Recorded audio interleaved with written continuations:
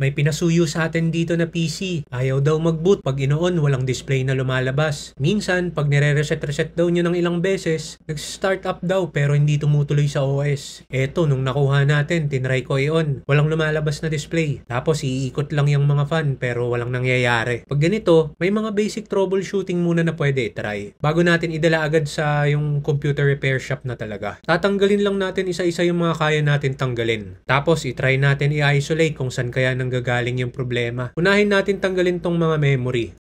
May mga latch lang to dito sa gilid.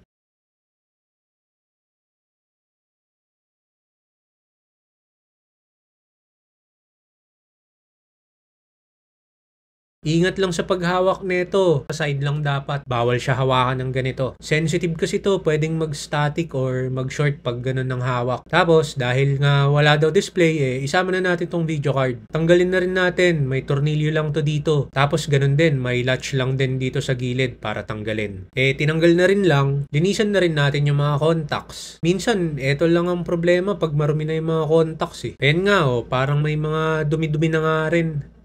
Ayan, kita ba? Oh. Normal lang mangyari to kasi umiinit lahat to dito sa loob Kakagamit. Natural lang na mag-build up yung dumi or minsan mag-start mag-corrode, ganyan. Para linisan tong contacts, gamit lang tayo eraser. Saktong din lang, parang binubura mo lang din yung dumi. Ewan kung kita sa camera pero ayan, natatanggal-tanggal yung mga itim-itim. Linisan natin lahat, kabilang side. Pati to, maalikabok na rin yung fan. Pagpagin na rin natin to. Yan. Pagkatapos linisin, try na natin ikabit isa-isa. Eto munang video card. Syempre, kailangan talaga mauna to. Tapos, etong memory. Isa lang muna. Para ma-isolate din natin, baka isa dito sa dalawa, di na gumagana. Process of elimination lang hanggang ma-pinpoint saan nanggagaling talaga yung problema. Try natin iyon ng ito lang.